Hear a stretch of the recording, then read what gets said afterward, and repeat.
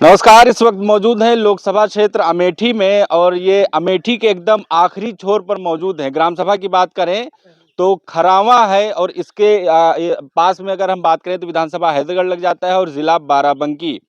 Border होने के फायदे भी हैं, नुकसान भी है। नुकसान ये है कि यहाँ तक न कोई अधिकारी पहुँचता है न नेता पहुँचता है। यही वजह है कि इधर की जो ग्राम सभा की जो सड़कें हैं या जो मेन हाईवे को जोड़ती हैं, सारी सड़कें खराब पड़ी हुई हैं। यहाँ पर कोई नेता सुनने वाला नहीं है, कोई अधिकारी यहाँ पर दिखाई नहीं देता है। इधर की बात करें तो वैसे अमेठी वीआईपी क्षेत्रों में गिना जाता है। बताया जाता है कि अमेठी में सड़कों का जाल बिछ गया है। वहीं दूसरी तरफ देखें तो ये ग्रामवासी जो हैं सड़क से परेशान हैं। कई सालों से अर्जी दे रहे हैं कि इनके यहाँ की सड़क बन जाए। पास में इधर की बात करें तो इधर बाराबंकी जिला लग जाता है। आपको भी बाखूबी पता है कि बाराबंकी जिला से कौन सांसद है। दोनों तरफ की बात करें तो भाजपा के सांसद हैं और इधर तो केंद्रीय मंत्री स्मृति ईरानी हैं। राज्य मंत्री यहाँ पर जो विधानसभा तिलोई है वहाँ के राज्य मंत्री भी हैं।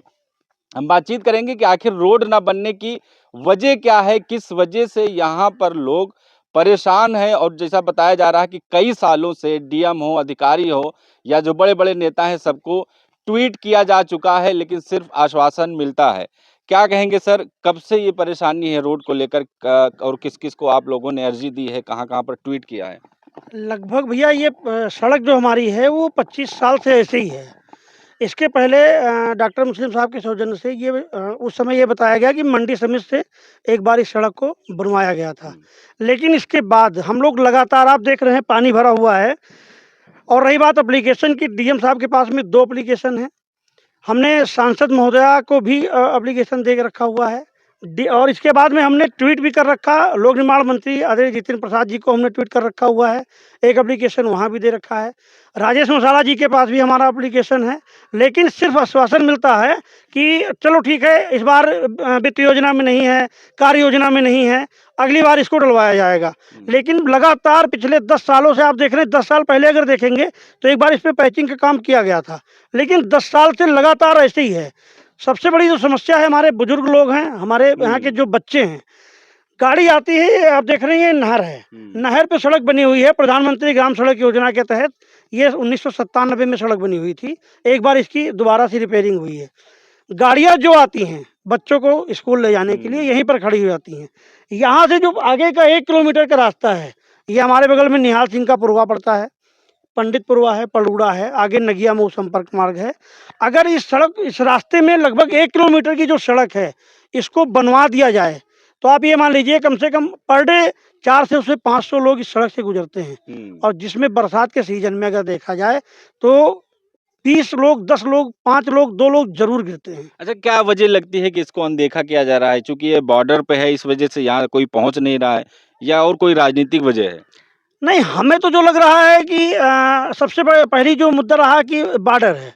बॉर्डर पे केवल जैसे चुनाव में अगर ये हमारी जो ग्राम सभा खरामा है, ये पहली ग्राम सभा है, अमेठी लोकसभा की पहली ग्राम सभा है।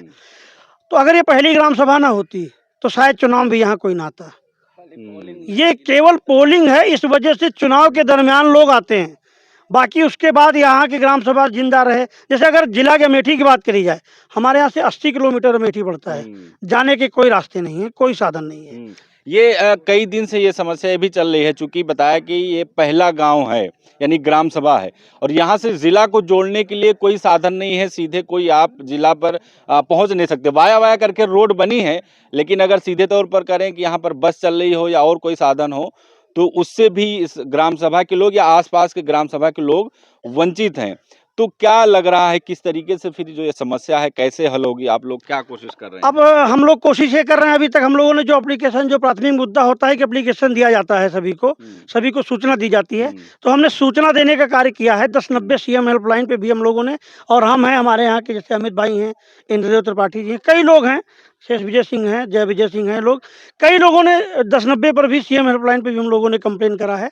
अब अगला जो मुद्दा है वो धरना प्रदर्शन का है। अगर ऐसे नहीं बनेगा तो हम लोग ब्लॉक ताला बंद करेंगे, आप लोग धरना प्रदर्शन प्रदर्शन करेंगे। और पहले हम लोग अभी हो सकता है अगले सितंबर या अक्टूबर में हम लोग पंचायत भवन पे करेंगे, और इसके बाद भी अगर कुछ सुनवाई नहीं हुई तो हम लोग ब्लॉक जाएंगे। में जमा करेंगे। क्या लग रहा है भाई, कितना तकलीफ होता है इधर से आने जाने में, क्या क्या समस्याएं होती हैं? नहीं, कष्ट तो भैया बहुत ज्यादा हो रहा है, क्योंकि छोटे छोटे बच्चे हैं, सुबह उनको स्कूल लाना पड़ता है, 7 बजे गाड़ी आ जाती है, तो ऐसे में बारिश में तो ज्यादा दिक्कत है। और बाकी तो पूरी सड़क गड्ढों में तब्दील है। ये सड़क नहीं, ये बिल्कुल कच्चा मार्ग से भी बेकार है, और कागज पे डांबर रोड है। अधिकारी प्रशासन को सुनता नहीं इसमें, बस वो दिखाता हाँ हाँ बस हो जाएगा भैया, हो जाएगा हो जाएगा। हमने जब बात किया तो बताया कि सर आपकी रोड पे पैच का कार्य करा दिया गया, मरम्मत का कार्य, लेकिन इस पे कुछ हुआ नहीं है। क्या लग रहा है, क्या वजह होगी कि यहाँ तक कोई नेता भी नहीं पहुँच रहा, अधिकारी भी नहीं पहुँच रहा है? क्या वजह है? सिर्फ आप लोगों को वोट में गिनती किया जाता है, उसके अलावा भुला दिया जाता है? अब सर जैसा कुछ भी हो, लेकिन अब चाहे तो ये लास्ट बॉर्डर का मामला हो, इसलिए कार्य यहाँ पे नहीं हो पा रहा है, या जैसी भी कुछ समस्या हो, लेकिन कार्य होना चाहिए इस पे। कहने का मतलब ये हमारा है, काम तो होना चाहिए। बिल्कुल बिल्कुल बिल्कुल। क्या क्या कहेंगे सर, क्या क्या परेशानी हो रही है इधर से गुजरने में, बच्चों को गुजरने में? और देखा जाए ग्रामीण इलाकों में कोई अगर गर्भवती महिला है उसको लेकर भी यहाँ पर एम्बुलेंस पहुँच रही नहीं पहुँच रही, कैसी कैसी परेशानी हो रही है आप लोग? आप देख ही रहे हैं कि बरसात का सीजन आ गया है, कितना गड्ढा भरा पानी से भरा हुआ है। सूखे में तो आ जा सकते हैं लोग, तो भी गड्ढे का महत्व रहता है, गड्ढा भराव नहीं हुआ है, समझे। मान लिया जाए बरसात के सीजन में बालू या रेत या मिट्टी कोई डालते भी हैं, कोई साधन आता है तो मिट्टी पछड़ जाती है, फिर दूसरा साधन आता है, बिछलाव होता है, तो इससे हम लोगों को काफी तकलीफ है। तकलीफें अब जितनी है वो क्या लग रहा है, आप क्या सोच रहे हैं, कैसे ये सब दूर होगा, कैसे परेशानी दूर होगी, क्या इसका हल होगा? अब ये हल क्या निकाला जाए?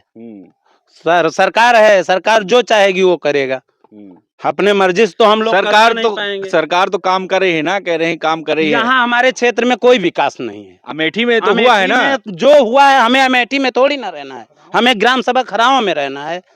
कभी कभार हमें अमेठी जाना है, सुल्तानपुर जाना है, जायस जाना है, लेकिन खरावा से हमको सुबह शाम दिन भर में 14 चक्कर यही रहना है, यही रहना है। जिला पहुंचने में भी तो दिक्कत बहुत दिक्कत है, 80 कोस है, यहाँ 80 किलोमीटर है। हाँ, साले का सुबह में अगर जाओ तो 12 बजे पहुंचो।